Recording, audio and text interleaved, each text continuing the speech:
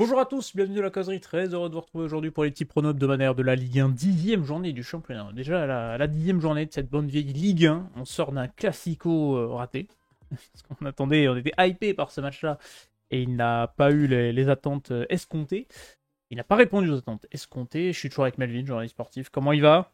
Voilà, déçu par le classico, mais on est prêt pour une 10e journée de Ligue 1. Ouais, le pétard mouillé, voilà, on s'attendait, voilà, comme dirait un célèbre consultant, on Daniel Craig. s'attendait à Daniel Craig et finalement on a terminé avec Danny Boone. On m'annonce Mission Impossible le retour avec Daniel Craig, avec Tom Cruise et Brad Pitt. Et là, j'arrive, c'est Danny Boone. C'est dommage parce que c'était censé être la vitrine de la Ligue 1 et la vitrine a un peu été pétée. On abordera certains points de ce week-end foot. On est lundi au moment où on tourne cette vidéo. Le vidéo de prono foot sort souvent le mercredi. Donc voilà, on est tout frais et on va pouvoir partir pour cette 10e journée de Ligue 1. Ici, voici les scores. Tu mènes de 2 points. On n'a pas fait une très bonne résultat pour sur la dernière journée. On n'a pas été très très bon. Je crois que tu t'imposes 3-2 sur la dernière journée. Donc ça, pas très beau sur 9 matchs. Mais bon, on est parti pour cette 10e journée où il y aura 2 matchs le vendredi. La petite spécificité, parce qu'il y a journée de Ligue des Champions, enfin journée de Coupe d'Europe pour les clubs en suivant.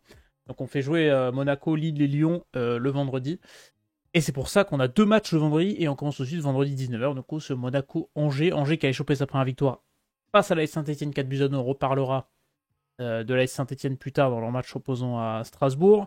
On a l'AS Monaco qui a connu sa première défaite. La première défaite depuis avril, je crois. 2024. Défaite contre Nice. Carton rouge concédé notamment pour Vanderson. Malgré tout qui est la Coupe d'Europe, Monaco va jouer à Bologne.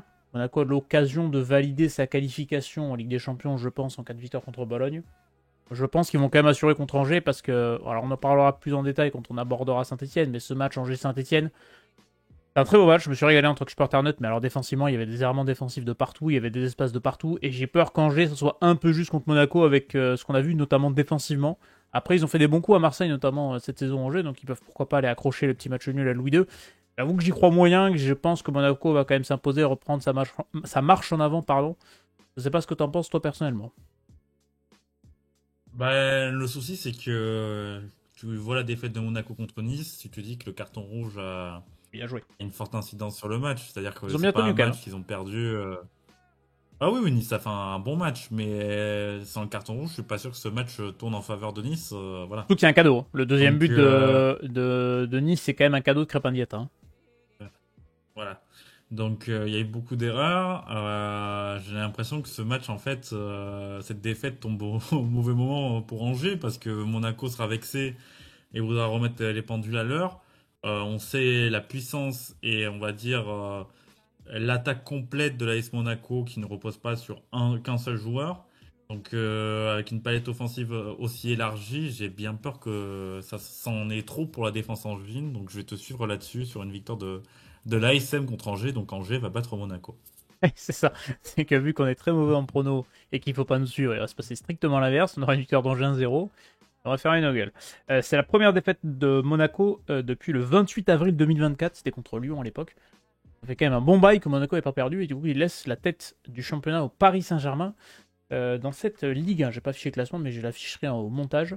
Les gens constatent le classement de la Ligue 1 et l'avance qu'a le Paris Saint-Germain sur l'AS Monaco. Deuxième match, vendredi 21h, Lille-Lyon, belle affiche entre deux clubs européens. Lyon qui a concédé un match nul face à la JOCR à cause de ses anciens, Diomandé notamment. Et Lille qui s'est imposé dans le derby du Nord, avec un pénalty un petit peu contestable, notamment contre le Racing Club de Lens. Victoire internationale de la part des Lillois, 3 points qui vont faire du bien pour le LOSC, un point qui fait un peu statu quo pour l'Olympique Lyonnais. Lille est toujours dans la course au podium, parce qu'ils sont égalité avec l'Olympique de Marseille avec 17 points. Lyon est à 14 points, 7ème du championnat, à 3 points du LOSC. Est-ce que tu vois Lyon faire un petit coup à Lille, ou est-ce que tu vois Lille quand même valider avant le match de Ligue des Champions? Là, c'est vrai que moi, je m'attendais à ce que Lyon poursuive la série. Et ils ont été quand même bien contrecarrés par cette équipe auxerroise. Donc, c'est un match qui est très difficile à pronostiquer. Et j'ai envie de te dire que je vois bien Lyon aller faire un coup à Lille. Je vais partir sur une victoire de Lyon à Lille. Oh, belle cote. Voilà, ça va être un match très très très complexe parce que Lyon doit absolument se reprendre et Lille aura peut-être la tête aussi à la Ligue des Champions et ils sont tellement sur une grosse série que tu sens qu'il y a un match où il va y avoir un petit accident, tu peux pas garder ce niveau de concentration et de football très très longtemps. Donc voilà, pour moi, Lyon va en profiter vendredi soir. J'avoue, je ne sais pas trop quoi mettre pour ce match-là. Donc, traditionnel, quand je sais pas quoi mettre, je mets le match nul. Voilà. Mais c'est deux équipes qui ont quand même un niveau semblable, même si Lyon montre plus de difficultés certaines phases de jeu que Lille.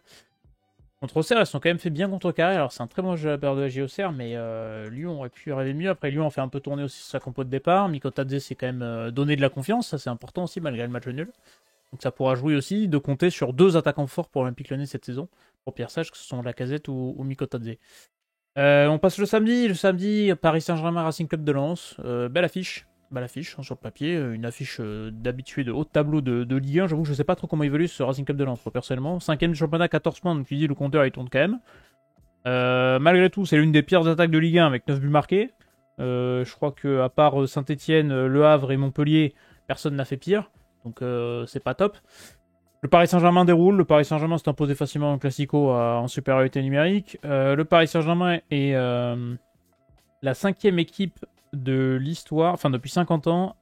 Non, c'est la 4ème fois que le Paris Saint-Germain atteint un aussi haut total de buts depuis 50 ans. 28 buts marqués déjà en 9 journées, donc c'est énorme. Malgré tout, le Paris Saint-Germain va peut-être la tête tournée à la Ligue des Champions. Parce que elle est là, la vraie urgence pour le PSG. Racing Club de Lens, j'avoue que j'ai du mal à évaluer. Je sais pas s'il peut faire un coup au parc. J'ai du mal à y croire un petit peu quand même. La défaite contre Lille a dû faire très mal à la tête parce que Ouais. sur le match, ils font quand même un match très très cohérent et ça bascule du mauvais côté. Dans un penalty qui est quand même Penalty, généreux. voilà, litigieux et qui fait très mal. Moi, je vais rester sur la sécurité et la victoire du PSG. Mais voilà, je pense pas que ça sera brillant comme souvent le PSG, mais je pense qu'il y a trop de problèmes offensifs côté lensois pour l'instant pour perturber cette équipe du PSG. J'avoue que j'ai du mal à y croire à ce. Même si Will Steele est plutôt en réussite contre le PSG, je crois. Parce que si j'ai des souvenirs de matchs de Reims, à l'époque où il est match de Reims, souvent il va au parc, ça allait. Donc je me dis peut-être qu'il va concrétiser quelque chose. Est-ce que en fait, moi, c'est la compo du PSG qui va définir le truc aussi. Parce que si Luis Enrique décide de faire tourner pour aller plein fer du côté de l'Atlético Madrid la semaine d'après, va falloir aussi que Lens ait un coup à jouer. Et c'est pour ça, je ne sais pas trop comment évoluer Lens. J'ai quand même envie de me dire qu'ils vont chercher un point au parc. Dans le sens où Paris aura peut-être la tête avec des champions et que Luis Enrique fait un peu tourner l'effectif.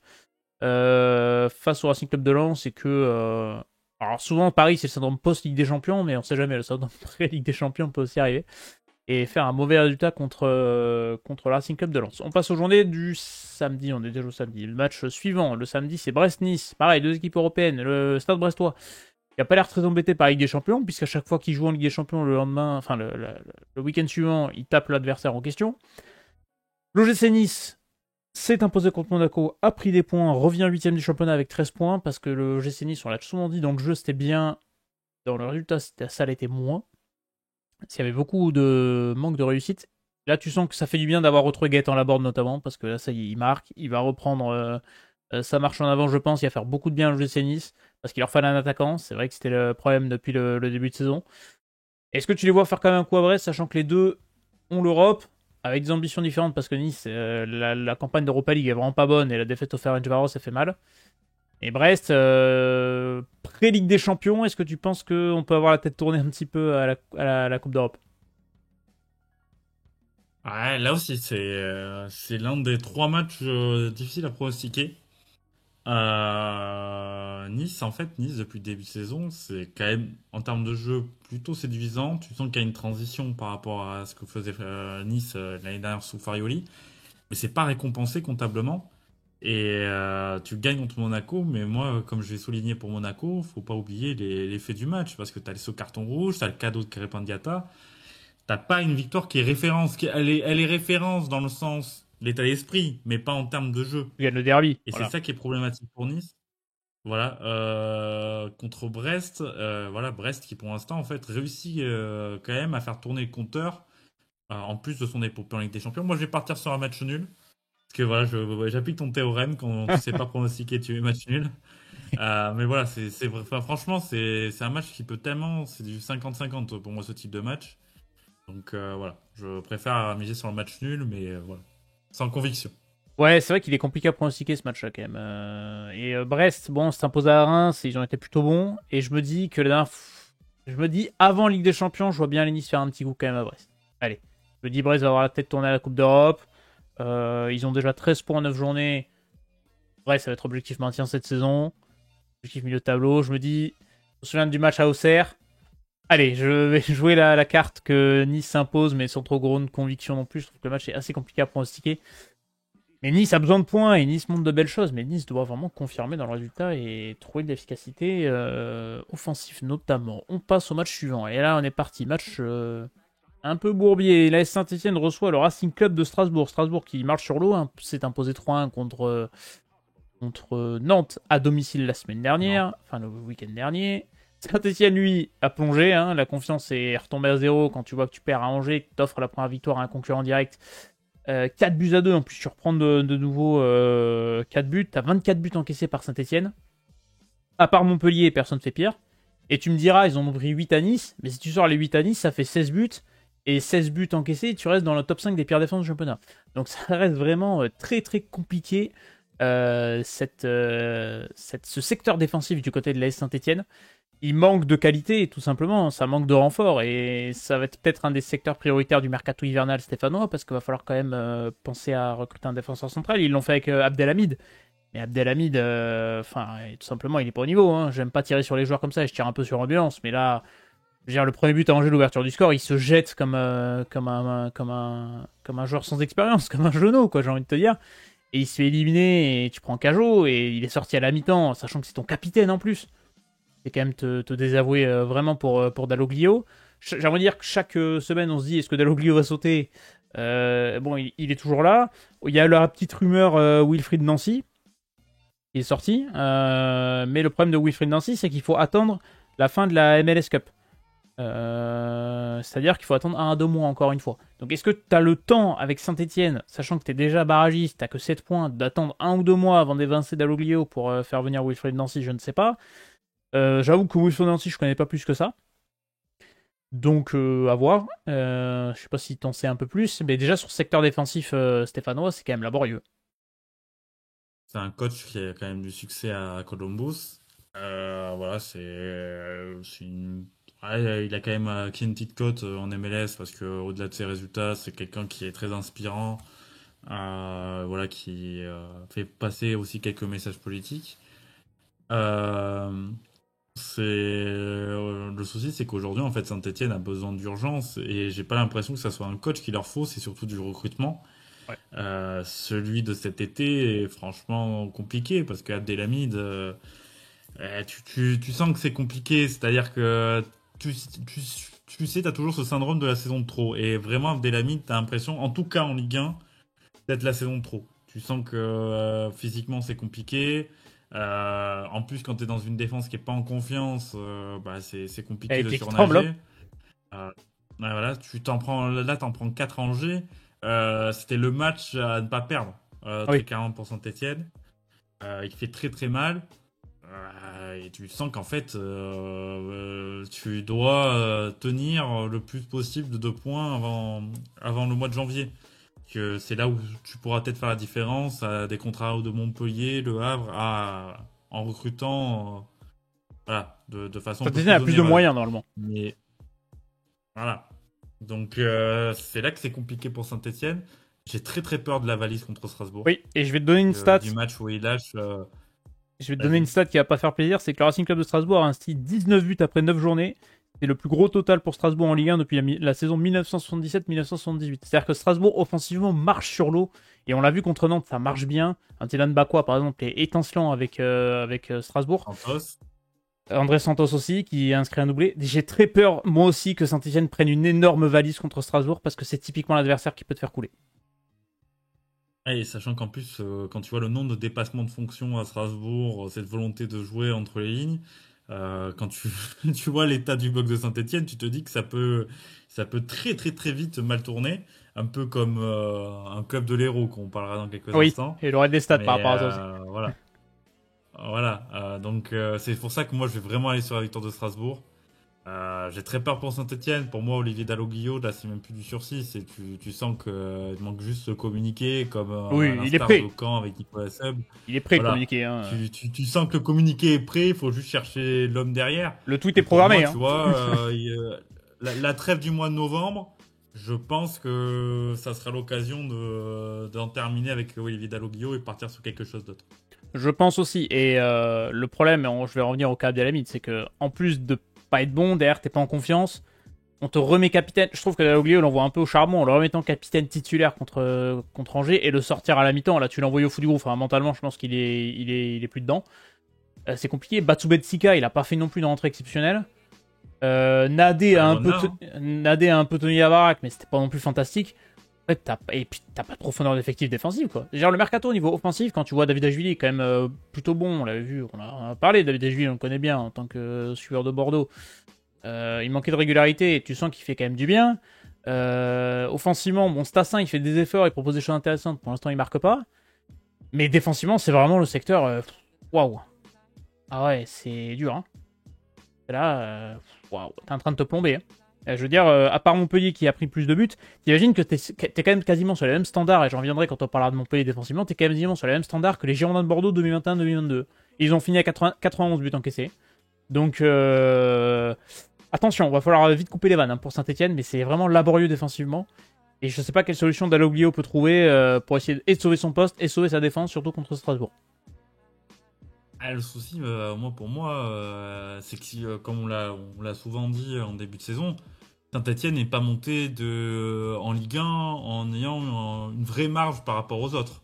Ouais. Il y a eu ce barrage gagné contre Metz, mais sinon, voilà, ça a été très très très compliqué pour Saint-Etienne. Et je trouve que le mercato en soi n'a pas été aussi loin qu'on aurait pu espérer. Fallait vraiment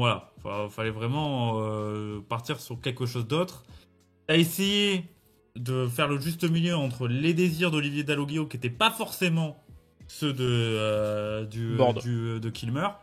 On l'a bien vu lors de la conférence, en tout cas la petite interview après le match sur DAZN, où quand on parle du mercato, il y a ce geste qui trompe pas, parce qu'il le sait très bien, Olivier Dalloglio, il est quand même rompu à la communication, où tu le vois lever les yeux au ciel en mode c'est pas forcément mes désirs sur le mercato qui ont été pris en compte.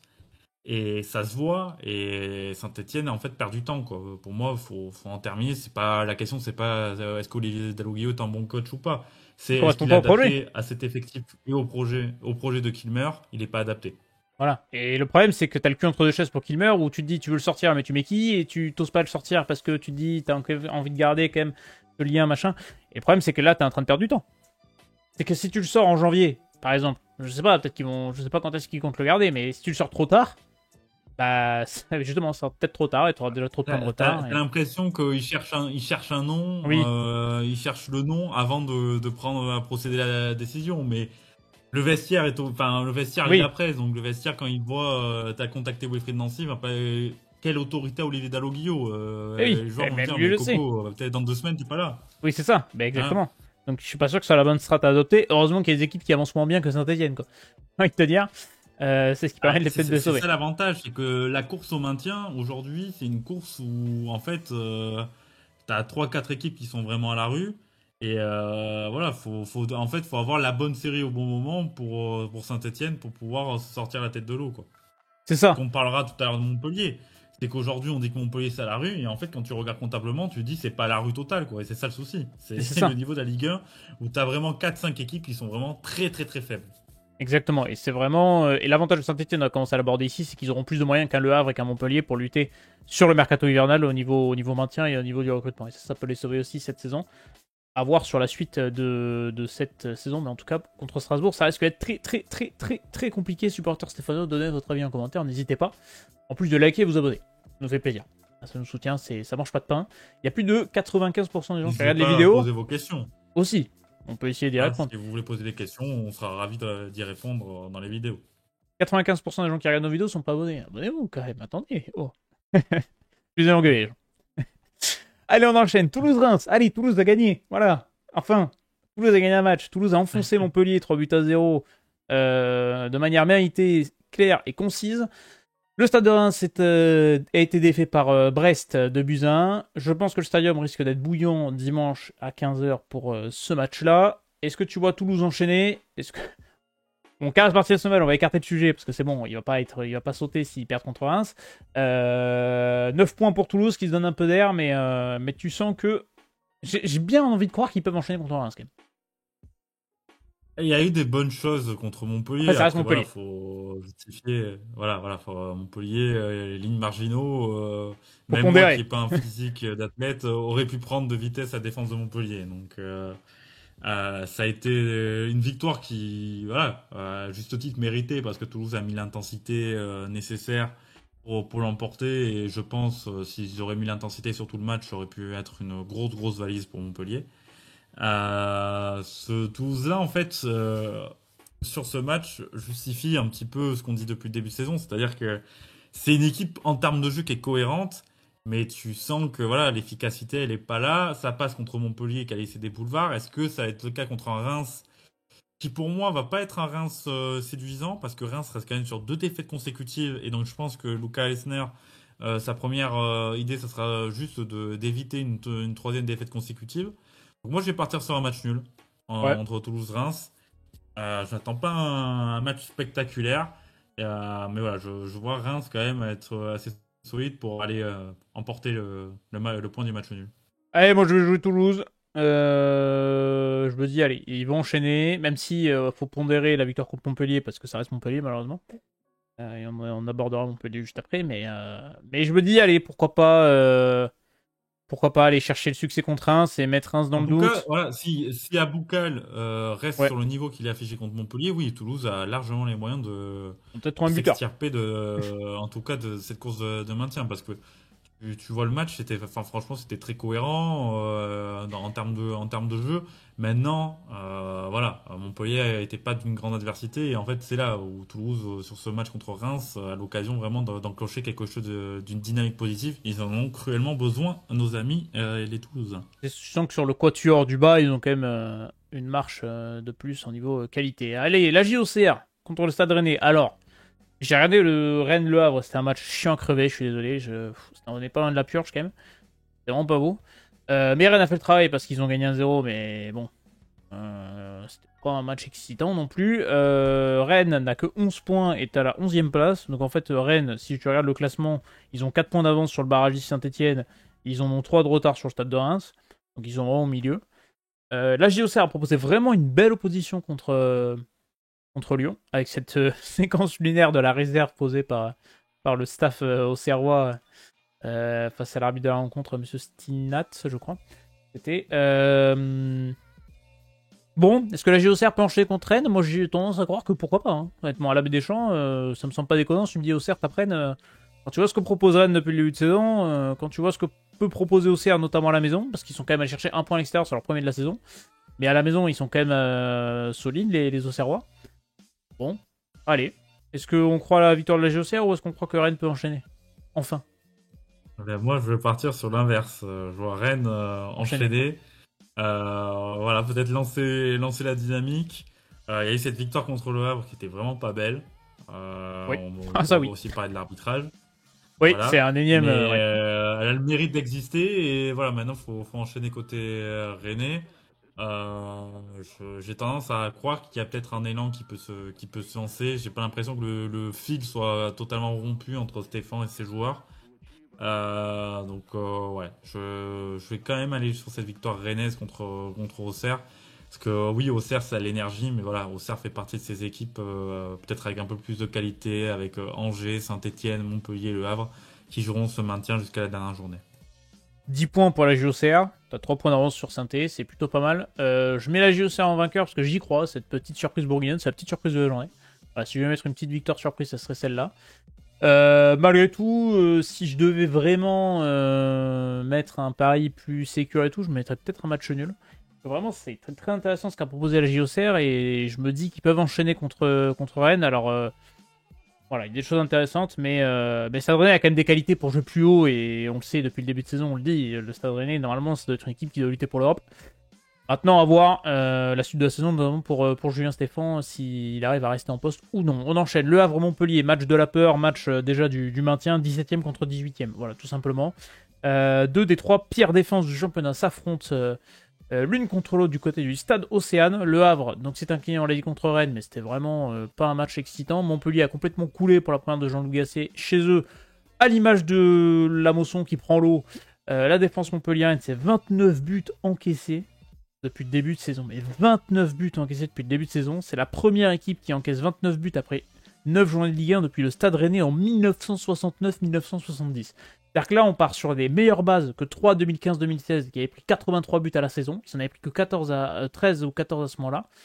Et c'est pire que Bordeaux 2021-2022, qui est la pire défense du championnat que j'ai jamais vue de ma vie en Ligue 1, qui était à 91 buts encaissés, on l'a dit tout à l'heure, et qui en avait pris que 20 à ce moment-là. Donc, et je peux vous dire qu'en tant que joueur des Girondins de Bordeaux, j'en ai vu des errements défensifs catastrophiques. Mais là, Montpellier, c'est quand même terrifiant défensivement. C'est l'alignement, il est pas bon. Et j'en parlerai de l'alignement quand on parlera du FC Nantes. C'est pas d'intensité, pas de rythme. Des joueurs qui sont complètement hors de forme, hors de confiance. Quand tu vois le nombre de blessés, tu dis qu'il y a un problème dans la prépa physique, c'est aberrant. Y a rien à Montpellier, quoi. Je suis désolé. Et entre une équipe qui marque beaucoup de buts et qui en prend beaucoup, et entre une équipe qui marque pas beaucoup de buts et qui en prend pas beaucoup, bah, l'équipe qui se maintiendra ou qui montera, etc., c'est l'équipe qui a la meilleure défense. C'est comme ça, c'est le jeu.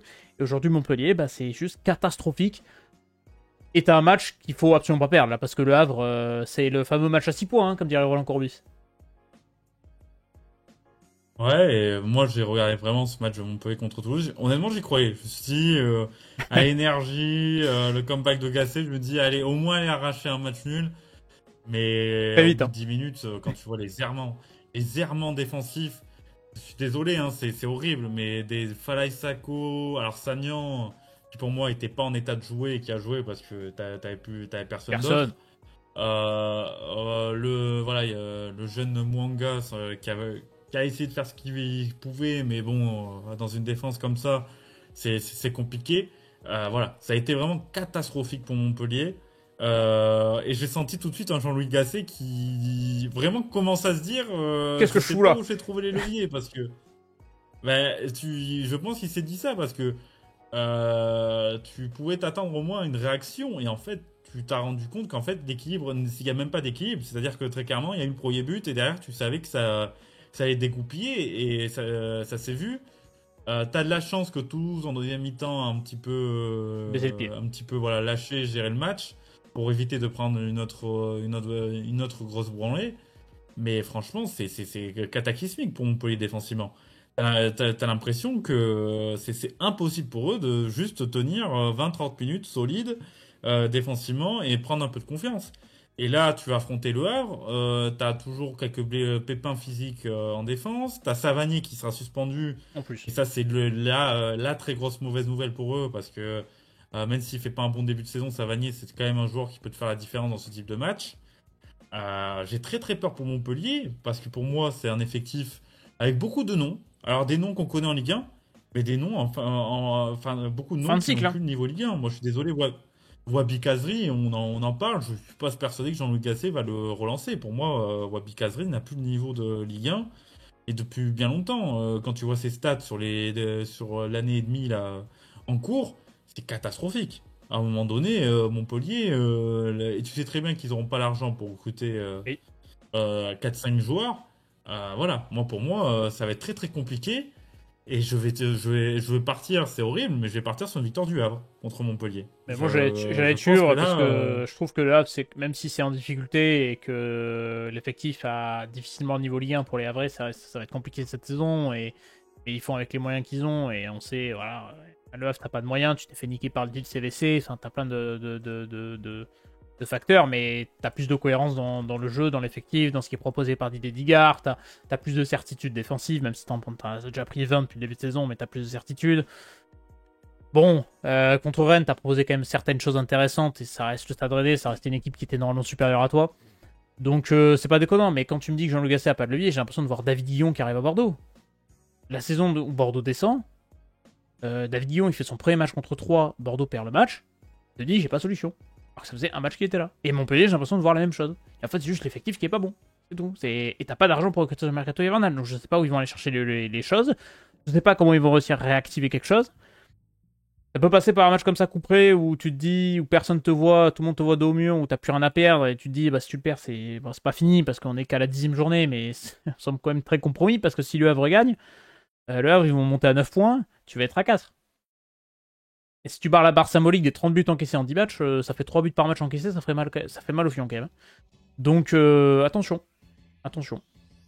Et puis le Havre, j'aime pas ce terme, mais tu sens quand même que ça se bat et que contre Rennes, voilà, t'as pas cette réussite. Mais en tout cas, tu te dis pas, dans l'état d'esprit, le Havre ne lâche pas. Montpellier, depuis le début de saison, il y a beaucoup de matchs où tu les as vus totalement lâcher défensivement. Ah oui, et complètement. Et sur des phases de jeu, tu prends des buts sur des engas. T'as l'impression que c'est FIFA, quoi. C'est laborieux de A à Z et même tu sens qu'au niveau des attitudes, tu les sens déjà résignés au bout de 10 journées, quoi. Donc c'est très très compliqué pour Montpellier. Bon, match de dimanche, 20h45 dimanche. Le FC Nantes reçoit l'Olympique de Marseille. Un classique du championnat finalement, parce que ce sont quand même deux équipes historiques de Ligue 1. Des équipes qui se connaissent parfaitement. Le FC Nantes qui a pris sa petite déconvenue à Strasbourg 3-1, qui continue lentement à glisser tranquillement vers le bas du classement, 12e avec 10 points, 3 points d'avance sur la Saint-Etienne barragiste, donc on pourrait dire que ce classement de Ligue 1 est quand même très serré. Marseille doit se remettre d'un classico complètement raté. Défaite saignante 3-0 contre le Paris Saint-Germain. Là, le FC Nantes, j'avoue que j'étais un peu pessimiste pour eux quand on a abordé les top flops de Ligue 1 au moment de la trêve. Parce que je me dis que, en fait, plus ça avance, plus ça régresse. Là, on n'est pas loin, là. Et surtout, la stat, c'est que Nantes, la saison dernière, avait plus de points avec Aristoui que là aujourd'hui. Et on sait qu'Aristoui avait fini par être démis de ses fonctions. Donc on va voir, mais à l'image un petit peu du retour d'Antoine Camboré finalement, parce que t'as pas l'impression qu'il ait trouvé des solutions. Il tente des coups, parfois, là c'était contre Strasbourg, mettre Le Penant sur le banc, alors que c'est ton meilleur joueur depuis le début de saison. J'ai l'impression que lui aussi il tâtonne, il tente des petits coups de menton, mais en fait ça ne marche pas. Et j'ai bien peur que l'aventure Nantes-Camboré, on a eu Montpellier, je pense que Dalloglio va sauter à Saint-Etienne et je pense que Camboré sera pas loin non plus. Peut-être inverser les rôles. Semaine. Peut-être envoyer Dalloglio à Nantes et Camboré à Saint-Etienne. Alors Dalloglio à Nantes, ça serait possible avec Valdemar Kita, mais voilà. Moi, je pars vraiment sur une victoire de l'OM contre Nantes. Parce que ce classique, en fait, Meilleure équipe à l'extérieur, Marseille. T'as le carton rouge. Ouais, voilà, t'as le carton rouge qui te fait déjouer. T'as aussi une mauvaise entame. Mais voilà, pour moi, en fait, cet OM-là a trop de qualité face à un FC Nantes qui, pour moi, est très très poussif. Tu sens que Abli n'est pas en confiance, par exemple, typiquement des joueurs comme ça. T'as des joueurs qui montrent des bonnes choses.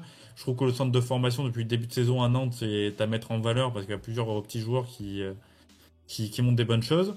Mais voilà, ce FC Nantes me fait très très peur et je pense que l'OM va l'emporter du côté de la Beaujoire.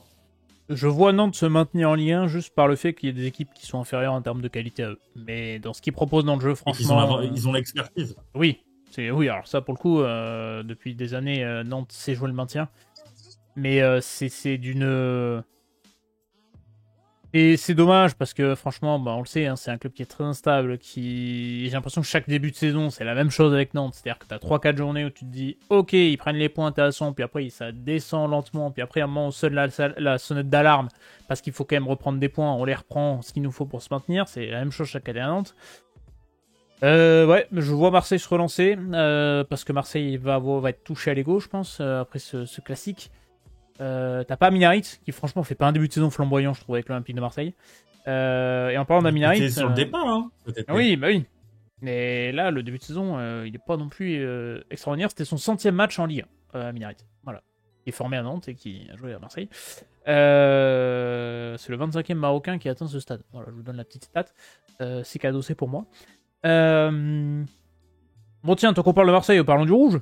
Ça, c'est un truc qui a fait beaucoup parler. Ce rouge de Fabien Le Texier, non pas Fabien, Pourquoi je l'appelle Fabien? François Le Texier. Oui, je change un prénom. François Le Texier, qui a fait beaucoup parler. Ce carton rouge, on a eu ses explications à lui sur DAZN derrière, avec où il expliquait que la vidéo a confirmé son rouge parce qu'ils avaient un angle de caméra, notamment de profil, qui n'a pas été diffusé au moment des faits télé. Je vais vous l'afficher là au montage, parce que je l'ai retrouvé et que j'ai vu cet angle-là. Et en fait, quand tu vois l'angle, je me dis à vitesse réelle, oui, je comprends qu'ils mettent rouge. Moi, ce que je comprends pas juste, c'est l'utilisation de la VAR, en fait, où la VAR doit t'appeler que s'il y a une erreur manifeste de l'arbitre. Pour moi, la VAR, elle doit pas être utilisée comme ça, elle doit être utilisée en disant l'arbitre, s'il est pas sûr de lui, et ben il demande la vidéo, et c'est l'arbitre central qui demandera la vidéo, et qui va, avec l'arbitrage vidéo, conjointement décider. Et c'est pas le cas. Et ça, c'est vraiment dommage d'utiliser la VAR de mauvaise manière, et ça crée ce genre de situation. Malgré tout, je trouve Mais que... surtout, c'est des moments charnières. Oui, Tu le sais que et le Texil l'a reconnu. C'est très bien que s'il met le rouge, il plombe totalement le match et que tu réduis quasiment à néant les chances de victoire de l'OM. Mais moi, en fait, je comprends pas. Tu prends la décision et la VAR, et voilà, derrière, t'as aucune contestation. Là, le souci, c'est que tu as l'impression que ils se sont enfermés. L'arbitre a pris sa décision, qu'elle soit juste ou pas, bon, on s'en fiche. Tant que l'arbitre a pris sa décision, voilà, on peut pas le parce qu'ils veulent pas reprocher. déjuger leur Bon, arbitre. voilà, moi, c'est pas, voilà. Moi, c'est pas le Texier c'est pas le Texier qui doit être remis en cause, c'est ce système.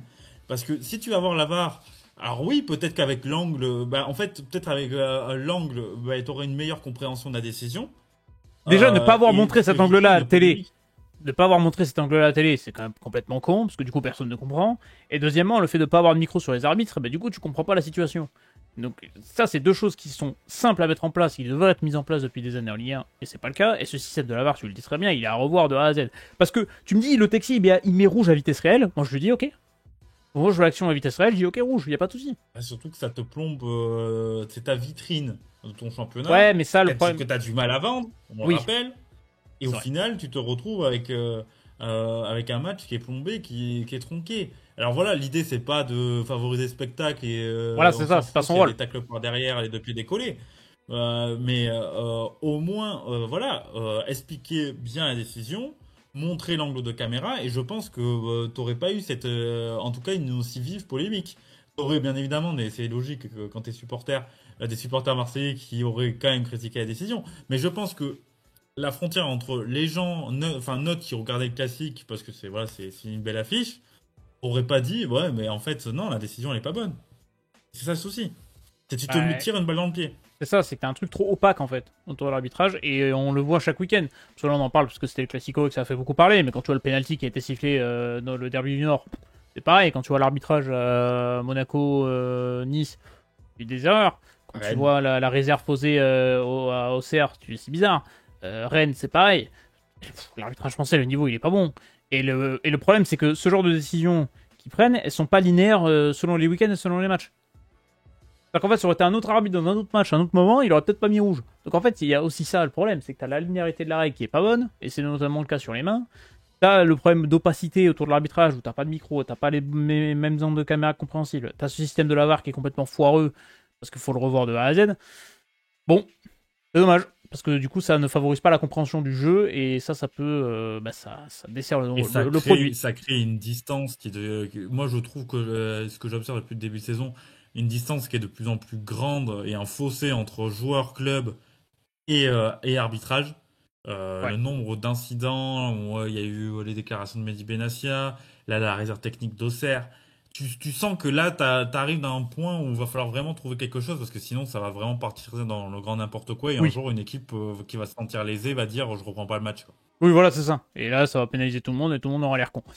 Bon, voilà pour nos pronos. Vous pouvez noter votre avis en commentaire, supporters marseillais, supporters neutres, qui veulent parler de l'arbitrage ou même de cette journée de Ligue 1, cette 10e journée de Ligue 1 qui on s'approche tout doucement de la mi-saison finalement, et de cette trêve de novembre aussi qui va être importante pour certains clubs.